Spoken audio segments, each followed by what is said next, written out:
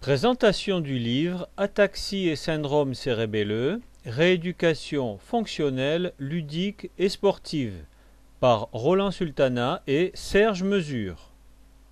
Avec ce livre, vous avez un code qui vous permet d'avoir accès au site internet de l'éditeur et donc de voir les 400 schémas et photos et les 90 séquences vidéo.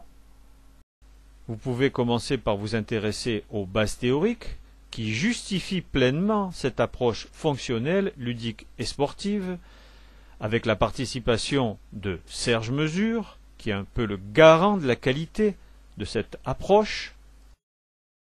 Par exemple, dans les bases théoriques, on trouve cette diapo qui fait la différence entre ce qui se faisait autrefois, où on croyait que l'on pouvait développer la coordination, comme on développe le quadriceps, et puis ce qui est exposé dans ce livre, c'est-à-dire que certes, il y a une part de coordination générale, mais il y a aussi et surtout une part de coordination spécialisée, spécifique de chaque activité, et qui ne peut se faire que à partir d'activités simples, mais axées sur la tâche. On apprend à marcher en marchant, à s'habiller en s'habillant, c'est incontournable. Il n'y a pas de méthode qui puisse sevrer le sujet de ce genre d'exercice. On comprend à partir de cette diapo à quel point c'est essentiel de travailler des activités simples mais efficaces. Vous pouvez aussi télécharger des protocoles de bilan traitement, par exemple le protocole de rééducation dans les escaliers avec toute une progression. Il suffit de cliquer sur la petite icône et c'est très facile à ce moment-là de télécharger ces programmes. Il s'agit de dossiers Excel ou de dossiers Word faciles à utiliser. Vous pouvez aussi choisir de voir une des 400 photos, par exemple dans le chapitre de gravité intermédiaire.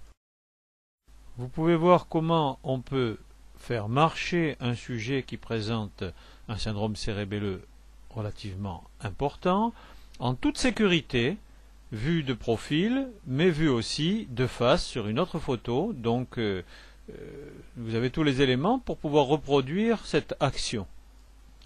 Vous avez aussi une photo à droite, boire au bol sans renverser. Vous cliquez dessus et vous voyez comment on peut stabiliser le bol en le tenant à deux mains et en posant le coude sur une table. Grâce à ces quelques clics de souris, vous pourrez avoir accès à ces 90 séquences de vidéos inédites et à plus de 400 schémas et photographies. Et il y a des trésors d'iconographie, comme par exemple cette séquence où on voit le regretté Éric Maillot avec son patient qu'il a réussi à faire marcher et à motiver grâce au jeu de boules. Il vous explique comment, pour jouer aux boules, ce patient a dû lâcher son déambulateur. On ne peut pas, en effet, jouer aux boules avec un déambulateur. Et ce patient qui avait peur, il a pris sur lui, et c'est comme ça qu'il est devenu autonome, sans déambulateur. Donc vous voyez toute cette évolution, c'est extraordinaire comme document. Ces séquences vidéo vous montreront ce patient aux différents stades de son évolution. Vous pourrez aussi voir les activités de complément, ludiques, sportives, utilitaires, ou même à la limite du fonctionnel comme la couture en ergothérapie que l'on voit sur cette photo.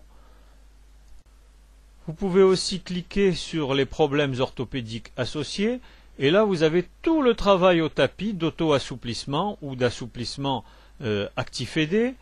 Par exemple ici l'étirement du triceps sural en essayant de poser le talon arrière au sol. Je vous laisse découvrir la suite dans le livre.